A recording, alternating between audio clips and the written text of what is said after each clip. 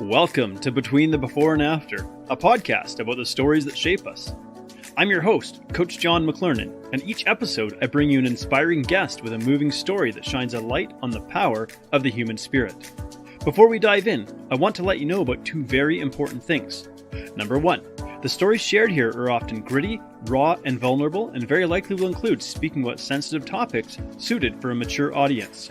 Number two, this podcast is also broadcast live on YouTube, Twitch, Twitter, LinkedIn, and Facebook. So on whatever platform you follow myself or Freedom Nutrition Coaching, you have the opportunity to participate in this discussion during the live stream.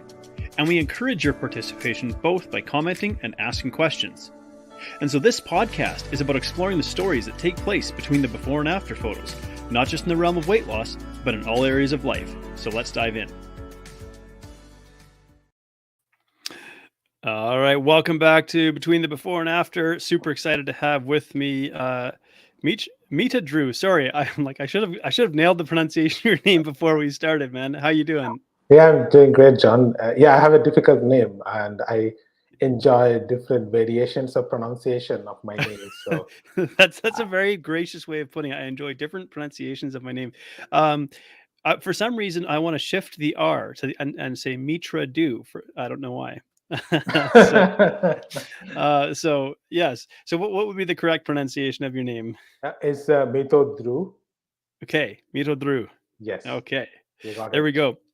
All right. Well, we'll work on that. And do you have any nicknames, or has anyone nicknamed you anything since coming to the U.S.? Not really. Sometimes people call me by last name as Day. Sometimes Okay. Mita, or I think again various pronunciation of my names. And I used to hate my name while growing up because no Okay. one could pronounce my name, and I used to hate my parents that why on earth they gave me that name which no one could Right. pronounce, and I had to wait in a school class because people are stumbling to Yeah. pronounce my name. But then I started enjoying it, and I knew And that yeah. when someone is having difficulty to pronounce someone's name, it must be me. So I used to raise my hand and said, okay, starting with M, ending with U must be my name. So I'll respond. So you decided to take something that you really disliked and turn it into a positive because it's something unique about yourself. Absolutely. And then I realized that because of my unique name, a lot of people remember me whom I met maybe many years back because they still Right. recollect, oh, this person has a unique name. So then I realized that, my parents and my family, perhaps thought about that long-term vision that let us Yeah. give him a name which people will remember. Absolutely. Do you know? Does your name have a particular meaning or significance that you're aware of? It means ocean. Ocean. Okay. And in what language is it? Ocean. Yeah, it's in Sanskrit, which used to be the Okay. language in India Yeah. Yeah. many, thousands of years back. Yeah. People used Yeah. to speak. Yeah, That's very cool. So they gave you a name in Sanskrit. So yeah. actually, before we dive into your story, where are you at right now? Because we're gonna explore how you got here. Where are you at right now, and what are you doing? Yeah. So I am in New Jersey at my home. Today is my work from home day. Oh, nice. Otherwise, I go to New York for work, and I work for a bank. It has been 16 years now, where I manage the team. I used to manage a team. I just got into a new role, just learning that. But my career has always been working with people across the globe as my team member, as my clients, Mm, and always enjoyed different cultures, which yeah. taught me a lot.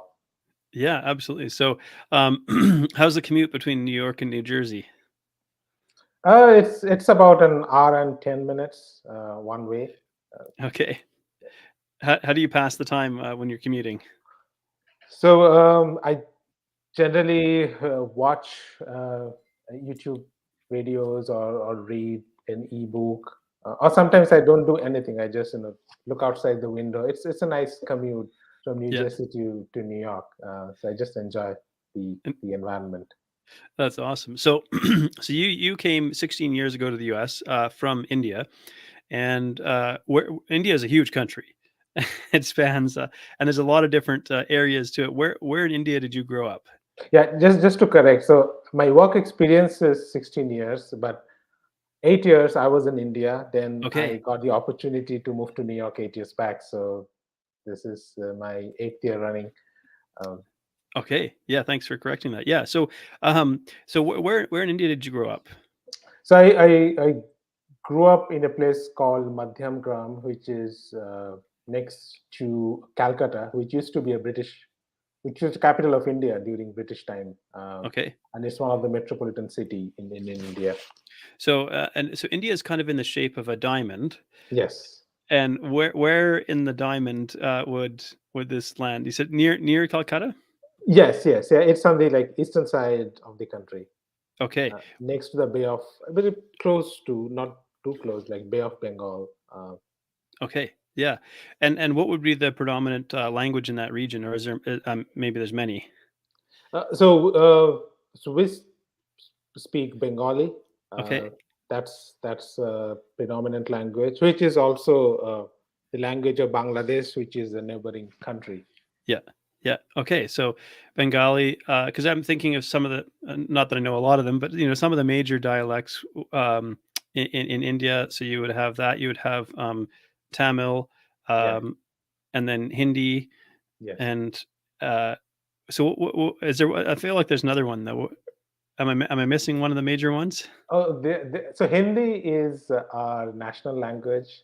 Right. Uh, Tamil is spoken in south of Yeah. India. I mean, there is a state called Tamil Nadu where the language is Tamil, but there are 20, more than 20 official languages. In almost every state has Yeah. their own Okay. language and dialect. So I had a challenge when I went to Bangalore for work. When I started working, I went to Bangalore and I did not speak the dialect there. So Okay. it was an interesting experience compared to coming to US where I at least knew the language. But Right. Right. within India, I mean the state, and I did not know the language, so I almost had to use sign language in a grocery store to say, oh, I need this and how to pay money. So, Right. Right. so Right. it was fun, and it gave me a lot of confidence that okay, I managed in a city where I did not know the language, so I think I can manage in the US. Right, right. Yeah, okay. So, and I really enjoy languages and travel, and I have not yet had the privilege of traveling to India, though it's very much on my list of countries I would love to visit. And but just thinking about it, I guess you could travel to a number of different states and not necessarily be able to communicate freely with the people in that state because they have a different predominant dialect. Yeah, that's right. I mean, but nowadays Mm. I think with Google Translator it becomes little easier. But yes, Right, right, yeah. you can run into that problem where you don't know the language and maybe you need uh, your friend to translate like what you want. Mm. And are any of the languages like somewhat related? If I think of say like French and Italian. They're not the same language, but they're somewhat related. So if you understand French, you could pick up on a little bit of Italian. Or I lived in Poland, and the Polish people could speak with the Czech people. So the Czech language is not identical, but it's very similar to Polish. So they could kind of figure out what each other was saying. Are there any languages that are similar like that, or are they all fairly distinct? There are words which we use in Bengali. Those words also exist in Hindi.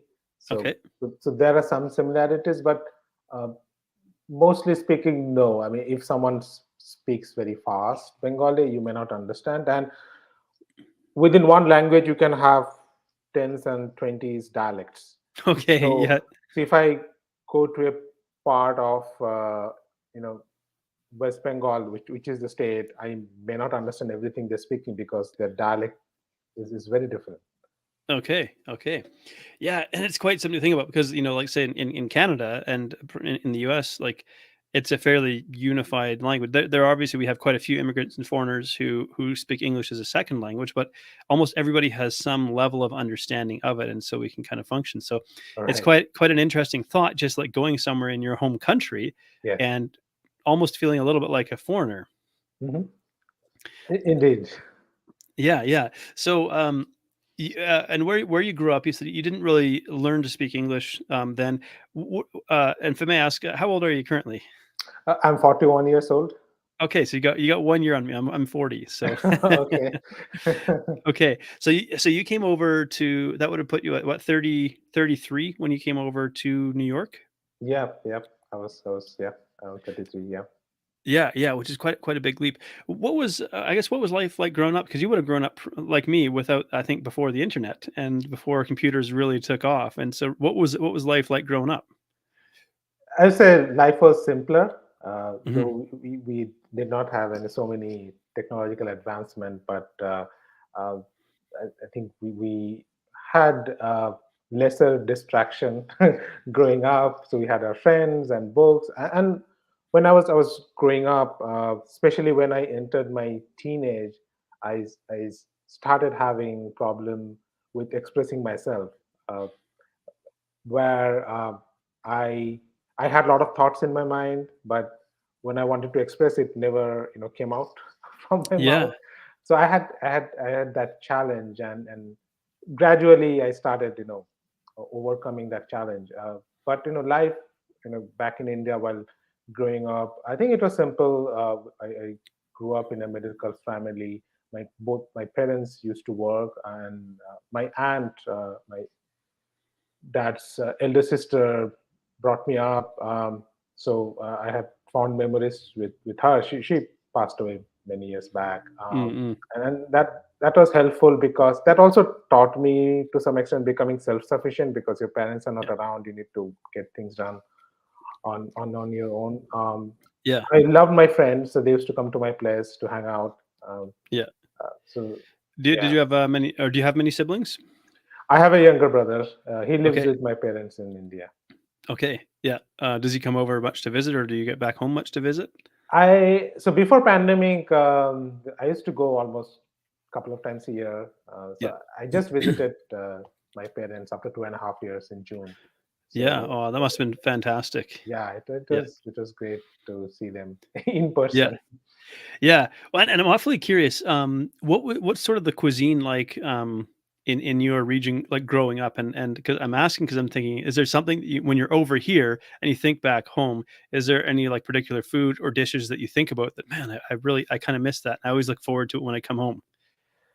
So 2 years back, I became vegan. So Okay. a lot of my food preferences have changed now.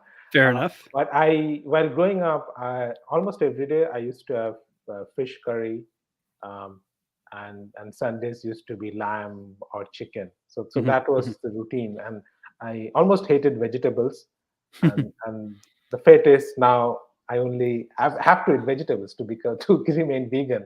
Uh, Right. Yeah. uh, um, but one thing I've noticed that in the US and India, as I mentioned, there are so many states, so many dialects, so Mm-mm. many cuisines. But when I see Indian food, whether in the UK or in the US, they generally consider North Indian food as Indian food, but that's only a section of Right. India where you have that cuisine. But there are so many other cuisines which are unexplored outside Yeah, India. I would think, my impression is largely Punjab cuisine. Is that accurate?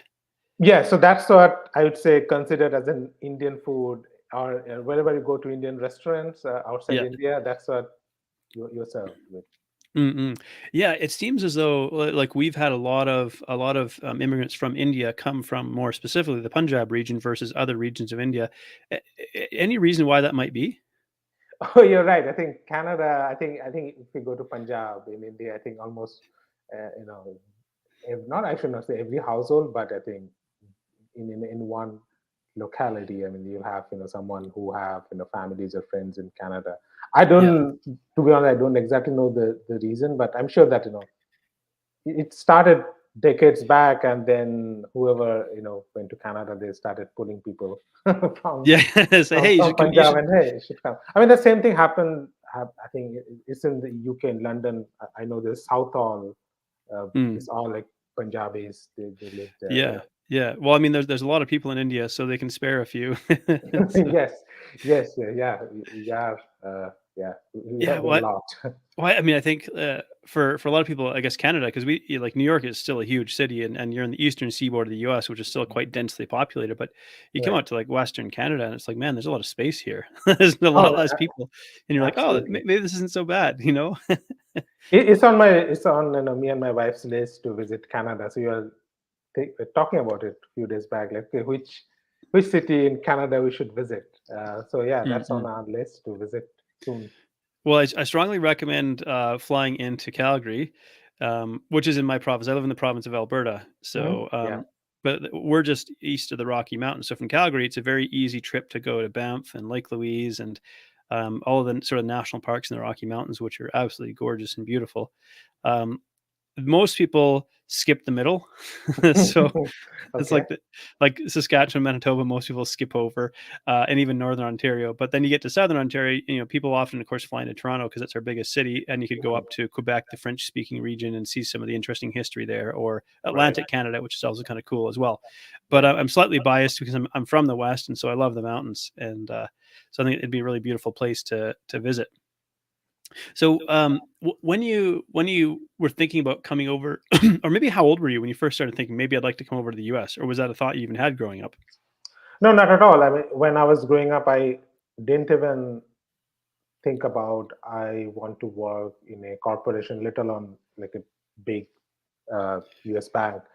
So my goal was to become a diplomat. I mean, that Okay. was I was aspiring for because there was someone in our neighborhood and everyone used to respect him. So I Mm, thought, oh, that would be a cool career to be in because everyone talks about him and he's great. So that was my aspiration until I did my master's and then figured out that that's not going to happen for me. I need to find a job. So then I ended up in a corporate career. And for, I would say, first 5 or 6 years, I was content to be in India. mhm. And then I had a trip to London in 2010, sorry, no, 2012. That actually changed the direction of my life, where I was talking to clients in person, and I had a great experience. And I thought, okay, if I want to be in a corporate, perhaps I should try for an international career. US was never in the list because it's so far It, from my, yeah, it takes almost a it's almost day. halfway around the world. Yeah, Yeah, it it's almost quite a takes a trip. day to go and see my parents. So my target was like Singapore or London, and Mhm, mhm. then an opportunity came up here, um, and I said, okay, let's let's try that and see. And as I told you, right, um, had that confidence because I survived in Bangalore where I did not speak the language. So I thought, okay, US, I know the language, at least I Yeah, can yeah, manage. So yeah. then I moved here, and again, it changed my life personally and professionally. Moving to this. Was it like you? When was your first trip to say like Western Europe, or was the UK like your first trip to sort of a Western English speaking country? Yeah, it was 12 years back. Yeah, Uh, yeah. just 12 years back, 2010. Yeah. So I'm curious, what was your kind of first impression? Because I think we often have a picture in our head of what to expect when we're going to a place we've never been before. But how did that play out versus what it was like when you actually got there? Yeah. So before I boarded the plane, so I was watching a lot of YouTube videos to figure out, okay, what's the culture, what's the cuisine, how to behave. So that Right. so I was doing all those preparation, which came handy to some extent. But when I first went outside the airport and experienced London, I think two things came to my mind. One, oh, it is so clean, Yeah. and second was the weather. It was much cooler. Um, Yeah. and third thing, and we had a car waiting for me and one of my colleagues to pick us up from the airport, and it was Mercedes. For us, growing up in India, Mercedes was like, okay, it's for like rich people, uh, Right. Right. from Mercedes and BMW. And looking at the Mercedes came to pick me up, it was Yeah. not even a dream. So I was like, oh wow, how did that happen? Right. Right. Right. So, what are some common vehicles that I guess maybe wouldn't be as familiar with? with the brands, but what are some common vehicles then that are driven in India? Yeah, while growing up, I think there were, I think Suzuki had a tie-up with Indian brand Maruti, so we used to see Maruti, Suzuki a lot, um, and there were few foreign cars, but it was far and few. There used to be some Japanese cars used to be Right, there, right, right. but I mean, but at least while the place I grew up, I didn't see any. When I went outside my state and went to other states. Like when I went to Bangalore, or Delhi, where I did my masters. I saw more foreign cars. Mm-mm. Yeah. So thinking about India itself, where in India do Indians like to travel? So, like for example, in Canada, we think about going to the Rocky Mountains, the West Coast, Niagara Falls, that kind of thing. Where in India do Indians think I would like to travel to, if anywhere, or is it not as common a thing to be a tourist in your own country? And I think it is changing. At least while growing up, I think at least I used to see people used to go to a hilly place, near Himalayan states near Himalayan mountain. I think that Mm-mm. because of, again, depending on where you live, and most, I think at least the place we are living, it used to be pretty hot, like 40 degrees, yeah, Yeah, 70, yeah, 40, in summer. So I think those areas where you have like cooler weather, I think people used to go. But at least, and growing up in a middle class household, there are so many things. At least while growing up, I think we'd never had like, okay, we need to go and travel to a place. It was like, okay, just go and visit some relatives or friends, or right. that's about it. So family and community was much more prominent or important.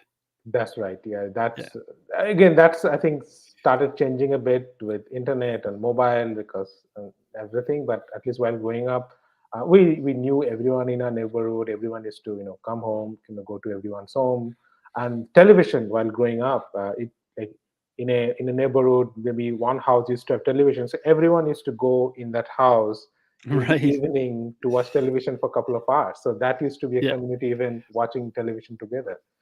Right, right. And I, we often hear about Bollywood over here. Um, Yeah. now, is where is Bollywood a place, or is it the industry, referring to the industry itself? It's an industry. It's in Mumbai. Okay, So where we're talking about movies where predominantly, it's Hindi-speaking movies, okay. which are made in Mumbai, and they have a lot of studios like Hollywood. Yeah, yeah. So, when everyone's gathering around to watch TV, are they watching entertainment, news, sports? What was the popular thing to watch Now or in my childhood? in your childhood? Oh, there was hardly any channels, so we didn't Okay. have any choice. Like now, and there used to be, I think, one movie used to come maybe once a week, like Sunday afternoon, Right, right. and how bad that movie was, but everyone used to watch because we are watching movie. That was the big thing. It doesn't matter whether it's Yeah, good or bad. We never had a choice because it was only two channels. yeah, yeah. uh, Used to have this antennas in our terrace, and people used to go and adjust if the picture was not coming. So Right, right, right. What I mean, it's like what a shift that we have like nowadays, because I grew up without a TV. It's not that people around us didn't have they had TVs, but we just never had one, and mhm. so I guess I kind of got used to not having one. But and then I remember our first internet connection was the old dial-up, and it was Yeah. and somebody would pick up the phone and interrupt your internet connection and whatnot. It was that was a terrible imitation of a modem, but anyways. And we used to have VCR, Right. and so that was a big phenomenon when that VCR came to India. So we used to Mm. rent that, and again, it was a community event, and everyone used to come. We used to watch movie back to back, like three movies in Mhm. a row. Um, so Yeah. yeah. I think because of the circumstances, I think people are much closer because there's no other distraction, as I was mentioning Right. at the Yeah. beginning. Yeah. So Yeah. that community feeling was there. Yeah. So it's kind of not. I mean, I imagine it's probably still stronger than over here. It seems like in Western countries, we unfortunately put like less emphasis on family and community. It still exists, but it kind of in a different way. And I know, like when my wife and I traveled, we were very interested to see how other countries and other cultures handled things like community and family and caring for elders in the family and things like that. Yeah, everything is still it's still there in India, and I know that if something happens to you on a roadside, there will be like 10, 15 people will come and help you, or you don't know, you ask someone on the road, okay, where you want to, I want to go to that place, and there are times when people will come with you and you take you to the address and say, okay, this is here. It's not like just giving you direction. Yeah, yeah. So we still have that. Uh, uh, Till today at least, but again, I Mm-mm. think obviously everything changes with time, Yeah. with yeah, with technology. So I guess here's a curious question. I don't know if you'll have the answer to or not, but where would be the friendliest place in India? I'll be biased. I'll say Calcutta, where Yeah. I grew up. People are very friendly, sometimes maybe too friendly, but they're very helpful, Yeah, and yeah. they will, always, try to help you.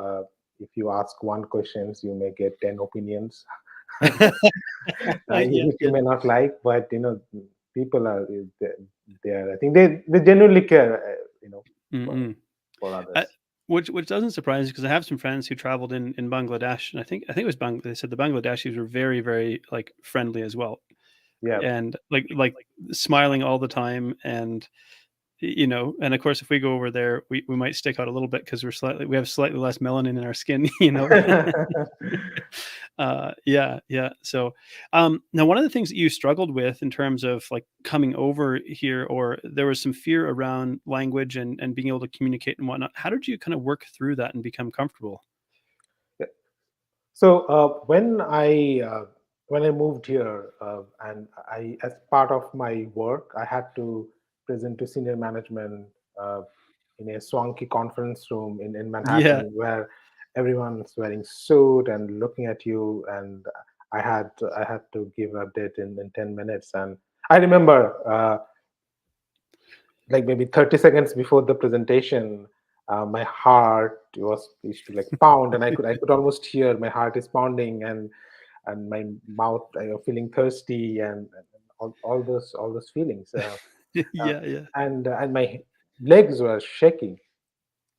yeah. So I could, so I managed somehow for a couple of weeks, and one day my manager came to me and said, I noticed that you're nervous while you give presentation.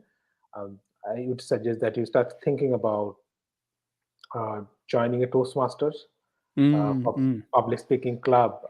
And I was like, what is Toastmaster? I know what is toast, what is master, like you put it, like what does it even mean? Yeah, yeah. Right. English uh, language is funny sometimes. yes, and I'll share another story of, jargon used in the US. So I joined Toastmaster, and I was asked to introduce myself in one of the, I think, the first meeting, and I didn't have the courage to get up and speak. Mm. And I was so ashamed of myself. I said, okay, what I'm doing, should I change my job? But then I took a break, like for 6 months, and didn't go to any Toastmaster club. And then one of my mentors told me, I think you should go around different clubs and see how's the environment. Then I joined United Nations Toastmaster, and I Okay. and since it was United Nations, there were a lot of people who came from different parts of the world Mm. in New York for 6 months, 1 year projects, and I saw there are so many people like me whose English is not first language, and they're trying their best, and I thought I want to do that. And then I started participating in Toastmaster meetings, and then there's the education program. I enrolled for the program, and I used to have like 5 minute speech with the structure. You have evaluator. I mean, that really gave me confidence, and it helped me a lot. Second thing I did, I also hired a coach for 6 months, who taught me how to pronounce different words, Mm. and she used to correct me if I was pronouncing something wrong. So a lot of practice. Yeah, yeah. went into to refine my communication. So now, if you have a presentation to give to all the senior executives at your bank, how does it go? Now I have much more confidence. I think I think depending on the uh, presentation topic or the criticality of it. So I use what I call like 4 P's. Okay. First is prepare. So spend a lot of time uh, prepare to ask like who is your audience, Yeah. why they care about what you're going to say, Yeah. and what are the one or two takeaways. Mm-mm. So that's the foundation I use while I prepare the material. Uh, then I practice. Uh, uh, I record myself because nowadays you have a lot of apps on your phone and Yeah, see yeah. how it is coming out a couple of times. I do that. Uh, then I reach out to my peers for feedback if they have anything.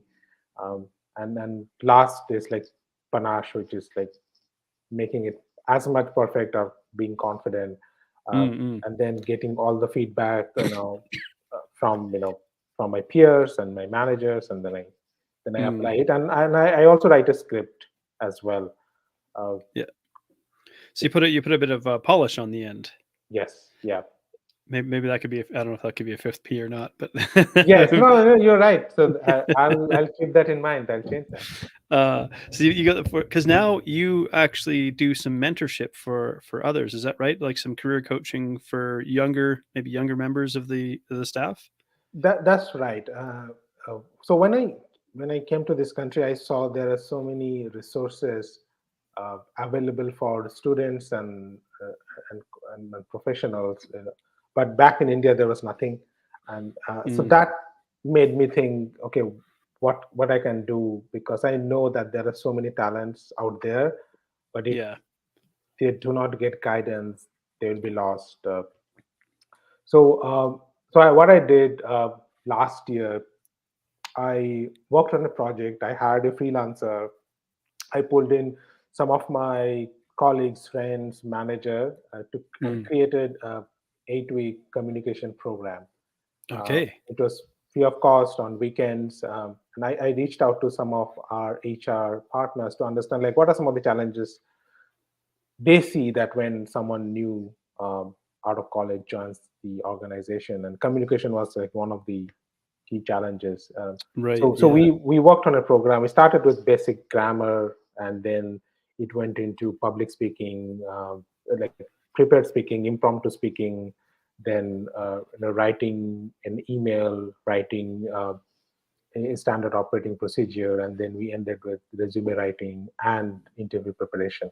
Mm. So we did it for 2 months. Uh, I had a great experience, and then after that, what I also did, I put myself up on LinkedIn as a pro bono career coach. So anyone who reaches out to me about any help he or she needs for their career, it could be starting a new job, it could be in the existing job, they're facing challenges. So I work with them um, to help them navigate the challenging situation. Yeah. If I don't know the answer, I also refer to my friend or ex-colleague if Mm. they can help. So my goal is to create a platform where people can come to me, or at least I know how to help them. If I don't know how to help them, at least I can guide them to talk to Mm. people who can help. You can help them network. So you either help them yourself or you help them with your network. Yes, because there's so many people help me, Yeah. in my career. So to me, I don't see it as something I'm doing great. It's my obligation to do Mm. Mm. to do it, for fellow professionals. Well, I was thinking maybe there's a new challenge that you could take up in and around communication. You could try joining an improv comedy group.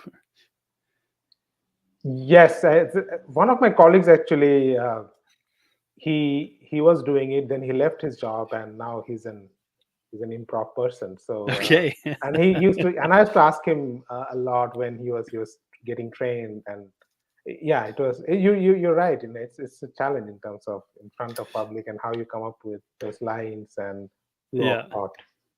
Yeah, I mean, it would be even more remarkable given that you were how old were you when you first started learning English? Because I don't believe you learned it as a child. Is that right? Yes. So as a child, so I studied in Bengali language. So all Yeah. until I started my college. So and we used to have English as a language, but it was very basic. Mm-mm. I would say I started,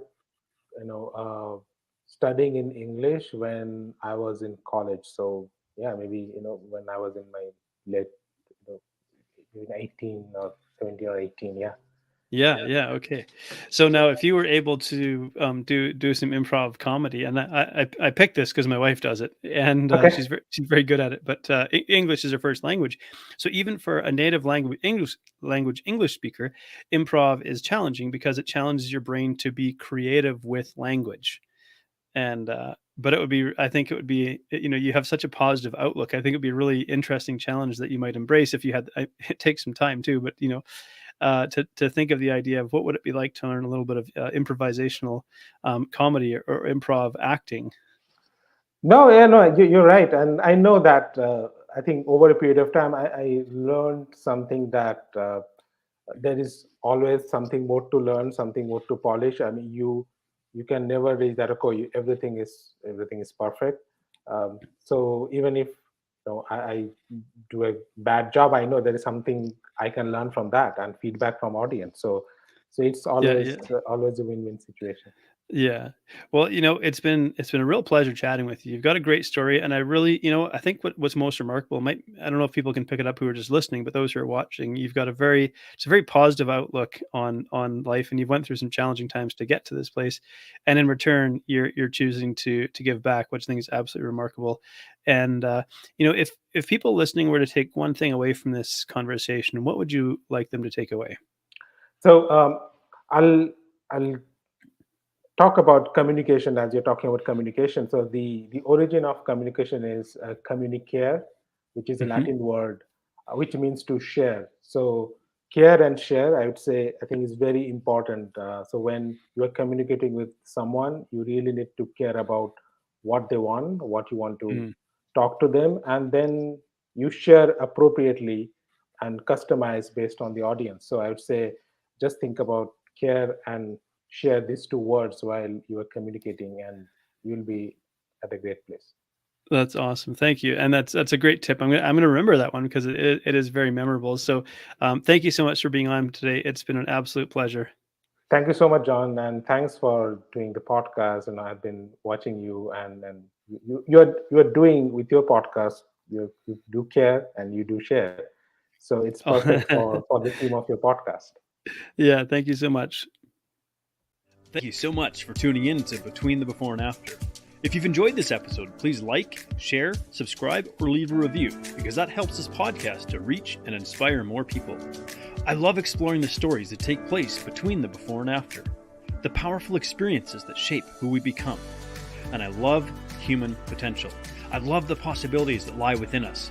So whatever you may be up against, I hope these stories inspire you because if you're still here, your story's not done yet, so keep moving forward. Anyone can come from any place of brokenness and destitution and build an amazing life.